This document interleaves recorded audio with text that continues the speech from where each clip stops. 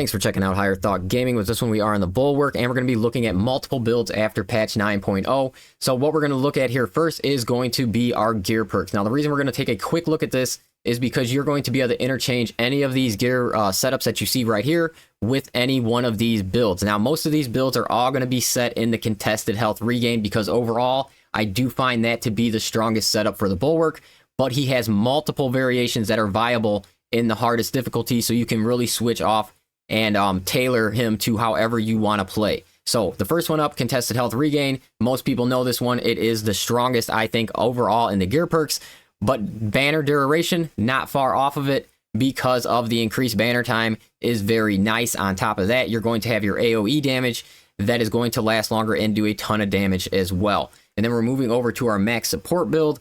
You're going to either take your increased banner duration, or you can take the contested health regain, but you're going to switch up to the banner will revive teammates. Now, this does come in handy in very high waves of siege. When multiple teammates go down, it is a pain to try to get them up with the amount of enemies. So this could be a viable build for something like that. And then we're going to end things off, which I think this is probably your weakest one, but if you tailor your gameplay and your gameplay style properly to the shield gear build, I think you will also be able to do all of the hardest content. I have went through Absolute and as well as at least 15 waves of hard siege with the shield gear build. But as I said, I think it's the weakest. But you can tailor these to any build setup you're going to see here. As I said, contested health regain is going to be the base for most of these builds because overall, I do find it to be the strongest. But with that out of the way, let's get straight into our builds here. And the first thing we're going to be looking at is our offensive tank build. We are pairing this with the power sword, but it is really your choice of secondary and primary when it comes to this build. Whatever you play best with is going to pair well. Now, if these aren't the weapons that you want to pair with your build, you can go into the timestamps, and it's going to be into the, everything will be timestamped, and you will be able to go to any weapon you want, find multiple builds for that weapon, and tailor it to the build that you're seeing on the screen right here. So for what we're going to start off with, offensive tank build, one of my favorites, and we're going to take a closer look at our core perks and our team perks and things like that right now.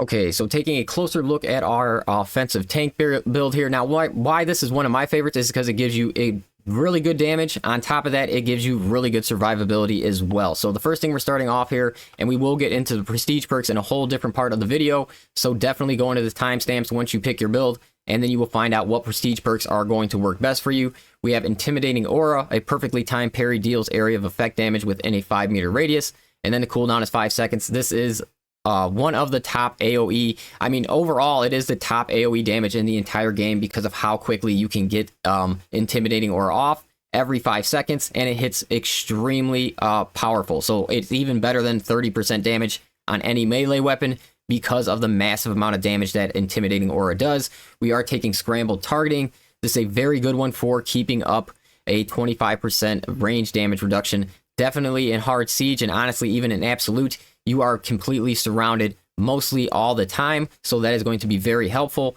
We're going to go with Steel Within. When our health drops below 50%, we're going to become extremely strong and take a lot of damage because you will have 30% damage reduction against all attacks. Then we are going for Focused Restoration. Every 30 seconds, all squad members automatically restore 1 armor segment. Now, all 3 of these team perks are extremely good, guys.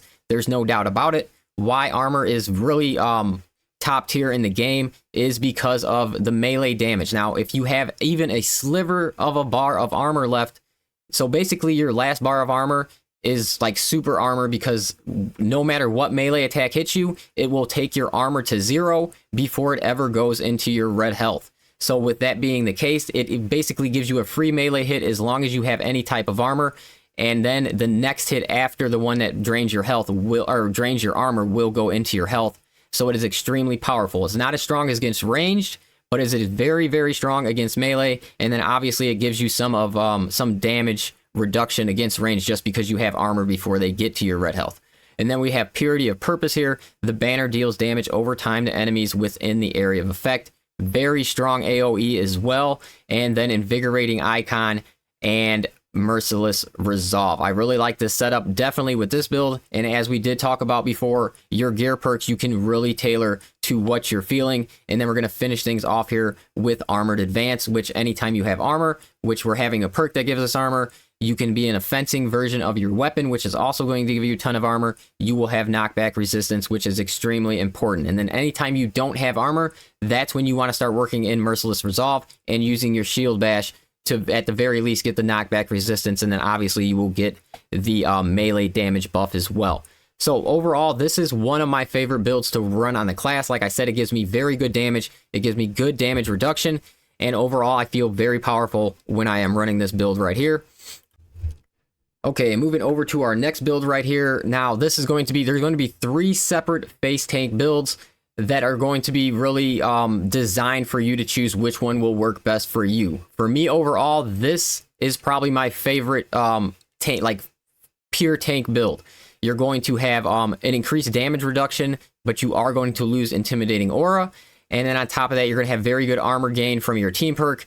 And then your gear is going to give you your contested health, healing, and different things like that. I think it's going to pair best with the plasma pistol for contested health regain in the fire rate version. As I said before, all the weapons will be in the timestamp below for you to go through and pick your weapons as well. And then as well as I like this with the power fist. Now the reason I like it with the power fist is because the power fist has very, very good damage reduction built onto the power fist. So when you're talking about a tank build, the power fist is going to make you even more tankier than any other weapon that you really have available. But as I said before, you can pair this with any any build that you really want to.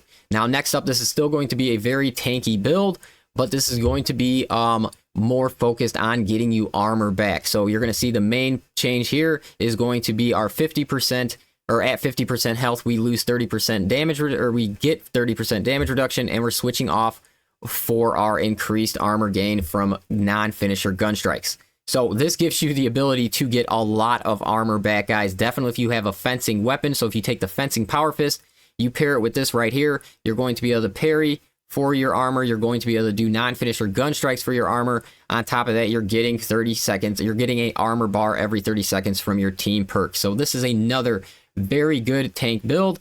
Me personally, I do prefer the hybrid build over this one, but this will definitely run you through all of the hardest content in the game. And when we're going down to our last like full tank type of build, it is going to be our damage reduction build here. So this one, you're going to switch off your team perk and you're going to go down to 20% more damage reduction against extremists and terminus level enemies. Now, when it comes to extremists and terminus, you're going to have huge damage reduction numbers against the 2 toughest opponents in the entire game. So you're going to have upwards of like 75 to 80% damage reduction when it comes to terminus and extremist enemies. It is very, very noticeable. I do like this build right here in something like operations. It feels very nice. I do not take much damage at all. And yeah, it's going to pair best with the power fist again, guys, just because of the damage reduction on that weapon.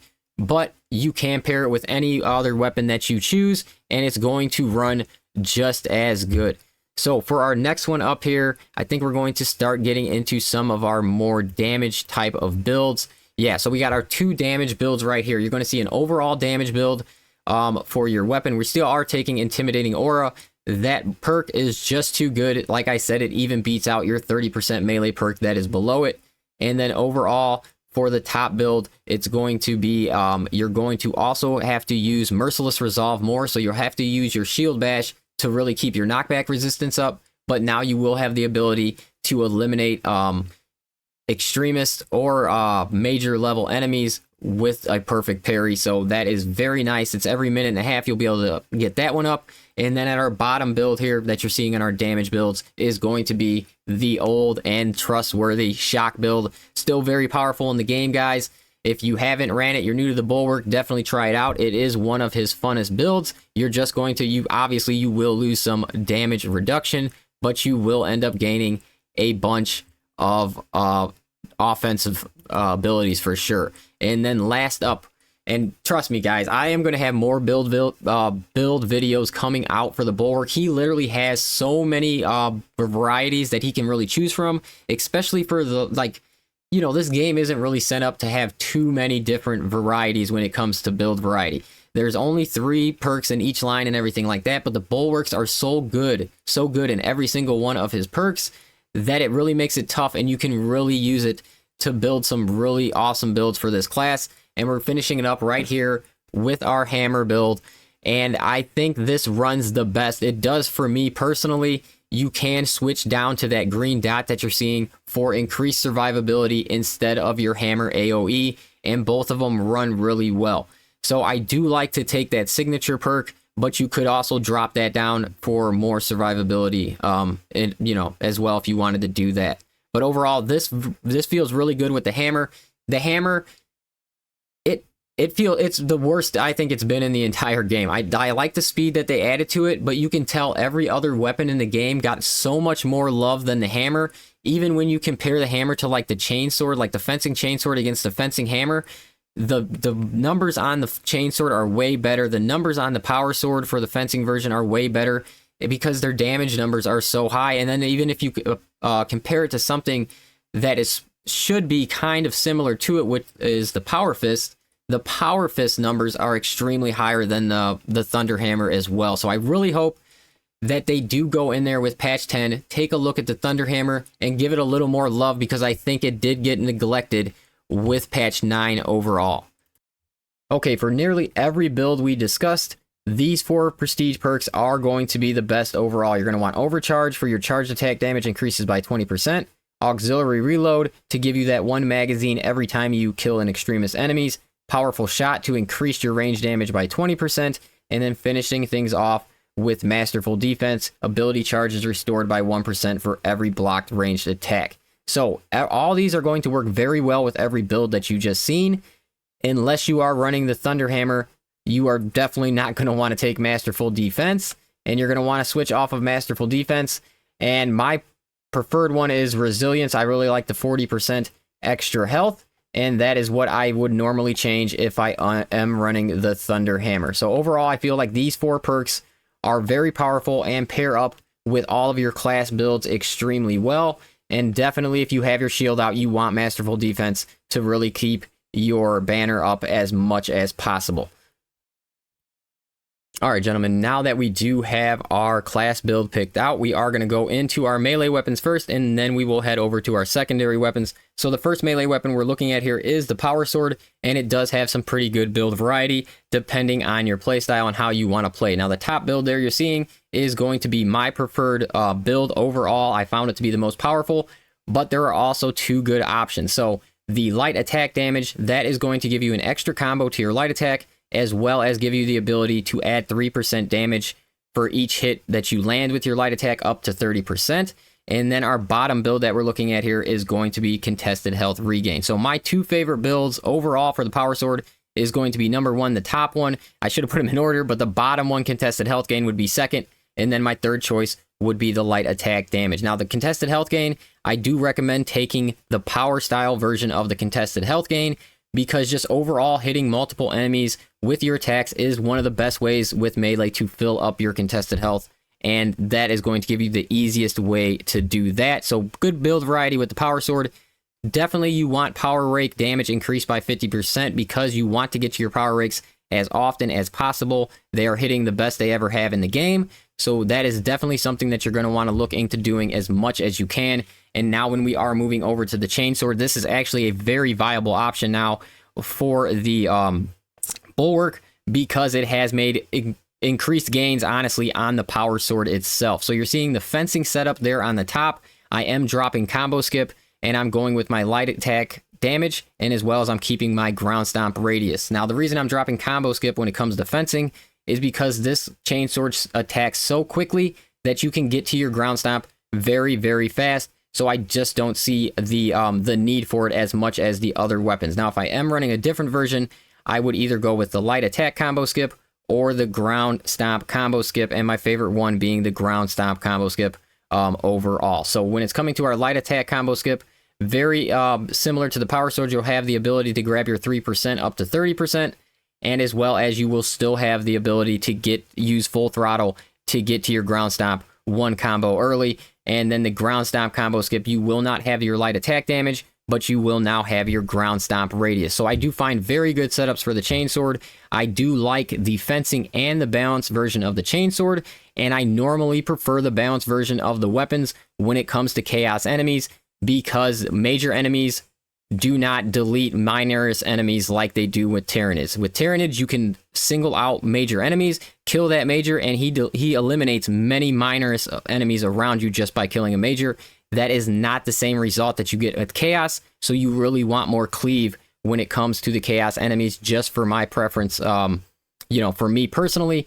And when we are moving off of the chainsword, we're going to look at our last two weapons here, and I highly recommend setting both of these up in this way right here. I do feel like these are the top tier builds for both of these weapons without much build variety for either one of them. So when it comes to the Power Fist, overall, this is the most powerful weapon, with the ability to charge up, the ability to actually have very fast light attacks as well. On top of that, they are just in a great spot in the game. Now, the Thunderhammer, I do think they fall behind most of your other weapons, and I am hoping that this weapon in general really gets some buffs with patch 10, because I find it was really neglected when we are talking about the buffs that came with patch 9, and they just added a few points here and there and did not make much impact at all with the Thunderhammer. I get it, it has more speed, but everything has very quick speed and actually has more damage than the Thunderhammer itself. And even when you compare them to something like the Power Fist, you would think they would be similar to,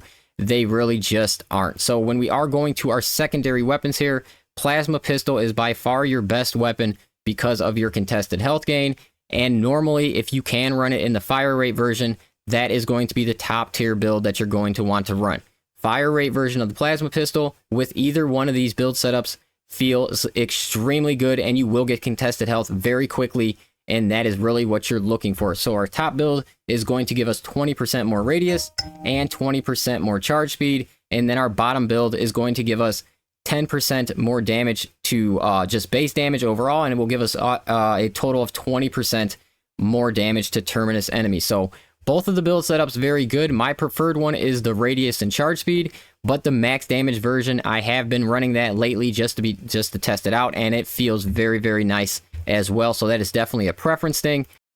Okay, and finishing it off with our last two secondaries here, we have our Volkite and our Heavy Bolt Pistol. So when it comes to the Volkite, the two most important things for this weapon is going to be its heating speed and its discharge damage. The heating speed is going to get you to the discharge faster, and then you want your discharge to hit them for as much damage as possible. It did get a rework to contested health. It is better, but I still don't think it's great, especially from the beam itself. From the discharge, it's good, but from the beam itself, there is not much contested health coming back. And when we are talking about our Heavy Bolt Pistol, this is the setup I like right here. And the main perk that I really like tying to the Bulwark is going to be finishers of majors or level higher enemies with melee is going to get you 25% more damage, and you are constantly executing enemies, so you will have 25% more damage on the Heavy Bolt Pistol every time you do that for 10 seconds, which will be most of your playthrough.